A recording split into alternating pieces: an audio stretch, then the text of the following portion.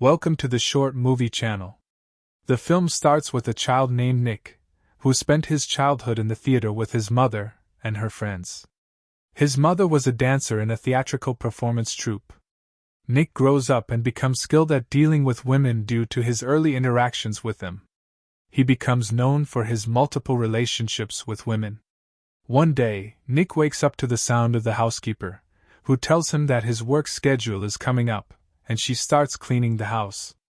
But Nick interrupts her and asks her to make breakfast for him. After that, Nick leaves his house, greets the building guard, who stops a taxi for him, and heads to his usual cafe to get his coffee. He tries, as he does every day, to get closer to Lola, the girl who works at the cafe, but Lola rejects him every time and refuses to go out with him. Nick arrives at the advertising agency where he works, and as soon as he enters, we notice that he has excellent relationships with all of his colleagues. He talks to Morgan, his colleague and friend, who tells him about a new ad campaign that the agency has taken on. He also tells Nick that the creative director at their competing agency resigned from her position. Morgan talks about her tough way of dealing with people, especially with men. At that moment, the secretary comes in and tells Nick that the manager wants to meet with him. Nick is excited because he expects a promotion, but the manager surprises him by saying he's hiring Darcy, the creative director who recently left their competing agency, to take his position. Nick leaves the manager's office feeling upset and leaves the company to attend the wedding of his ex-wife, Gigi, who feels anxious about Nick ruining the event with his behavior. Gigi asks Nick to host their daughter, Alexis, for a while since she's traveling with her husband, and Nick agrees to her request. However, the relationship between Nick and Alexis is very strained. Nick goes back to the agency for a meeting with Darcy, and it's clear that he's uncomfortable with her presence or her suggestions, even though Darcy presents convincing ideas. Darcy says they need to think of innovative ways to market women's products and proposes distributing boxes of skincare and hair care products, asking everyone to come up with creative ways to market them. At night, Nick returns home with the box and tries to think of creative ways to market the products. He realizes that he won't succeed unless he thinks like women, so he starts trying the products on himself. At that moment, Nick sees his daughter, Alexis, coming home with her boyfriend.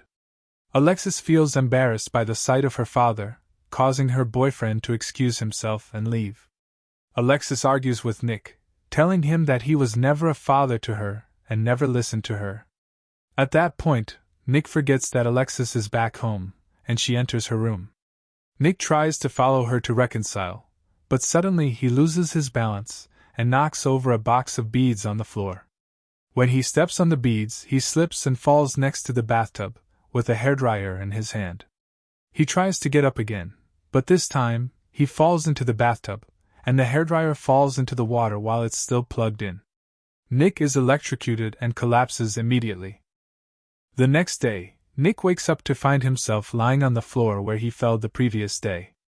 He sees the housekeeper cleaning around him and talking, saying she does everything in the house, even though it's not her job, despite the fact that she gets paid a very small amount by Nick. At that moment, Nick hears her and tells her that she doesn't seem to be in a good mood today, but she doesn't say anything to indicate that. Moments later, he hears her say that she's upset because she prepares breakfast for him every day, even though it's not her job.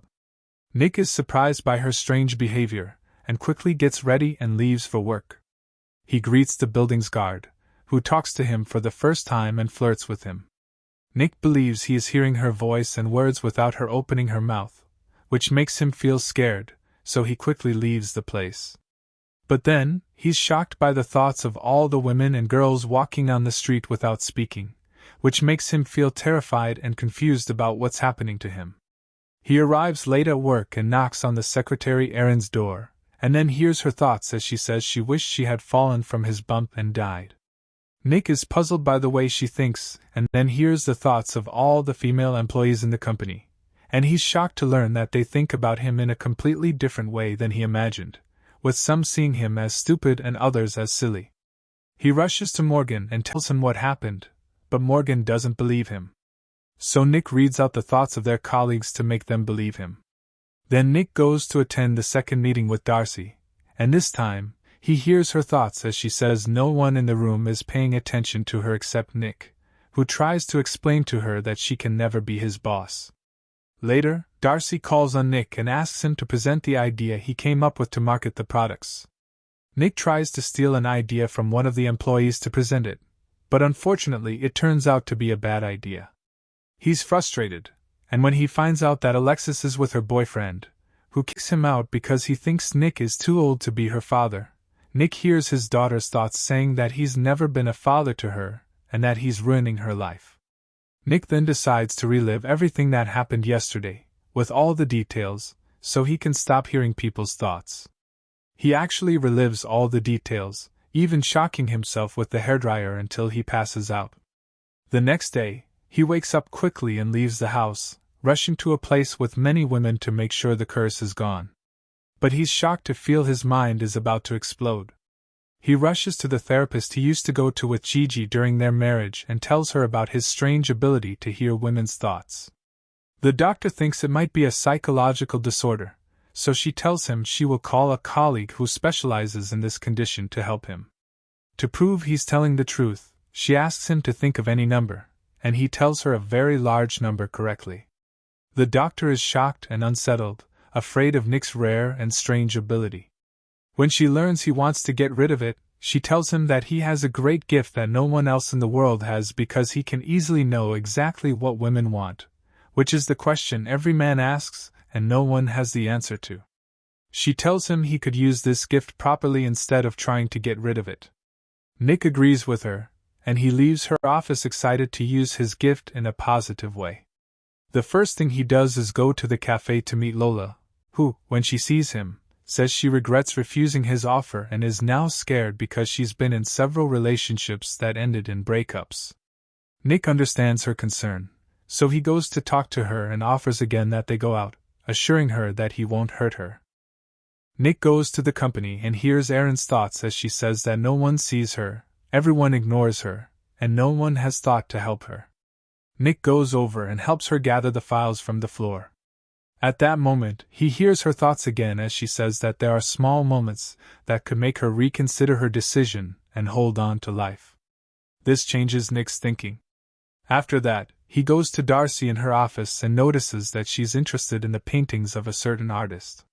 She thinks to herself that Nick probably doesn't know the artist's name, but she reacts when Nick tells her the artist's name, adding that he's a fan of his paintings.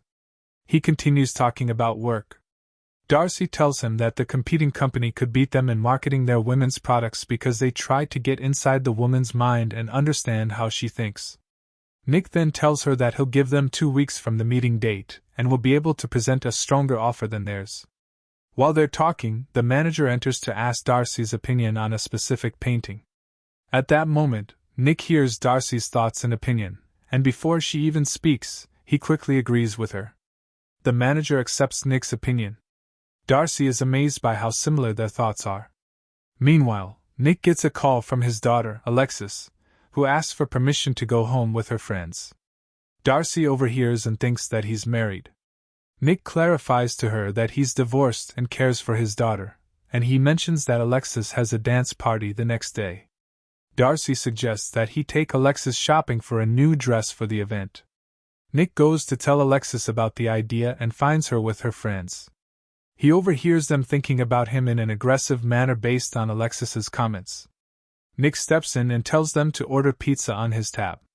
He apologizes to Alexis for embarrassing her in front of her boyfriend last time and tells her he can make it up by taking her shopping for a new dress. In that moment, Alexis's friends change their opinion of Nick completely.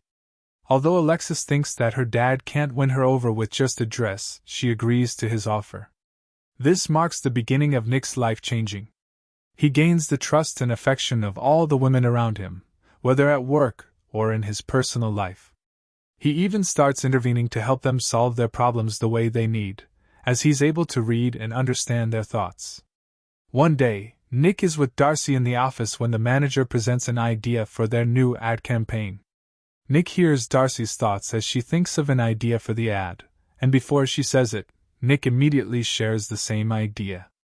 Darcy reacts and jokingly says she's starting to suspect that he's reading her mind since it's exactly what she was thinking. It's clear that Darcy is upset because the idea will be credited to Nick and not her.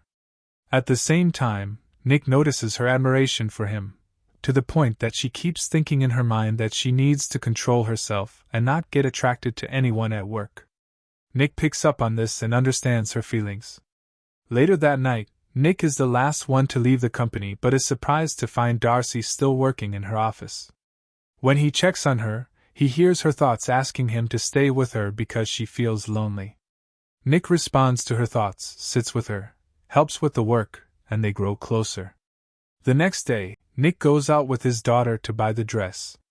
After a long time, she finally finds the one she likes. But then, Nick hears his daughter's thoughts saying that she's excited for the party because she'll meet her boyfriend and confess her love to him. She doesn't want to go back home with him. Nick tries to talk to her and advises her that she's still too young and shouldn't get involved at such a young age. However, Alexis interrupts him and tells him he's never been interested in her or been close to her, asking him not to try to be the perfect dad because he isn't.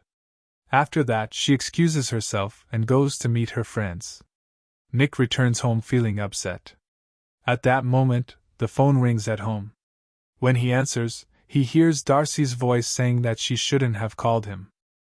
Then Nick calls her by her name, and Darcy gets nervous and asks how he knew it was her. He explains that what he heard was the sound of her thoughts. He tells her that he felt her presence and heard her thoughts when she said she was thinking about him. At that moment, he tells her he's happy she called because he was thinking about her. They agree to go out and meet, and they meet up and spend time together. During this time, Darcy talks to Nick about her life and tells him she was married to a colleague from her old company, and how after a while their relationship went from love to a more business-like connection, and it made things difficult. That's why their relationship didn't last more than a few months, and then they broke up. She had to leave her old job to get away from him completely, and she accepted an offer from her current company.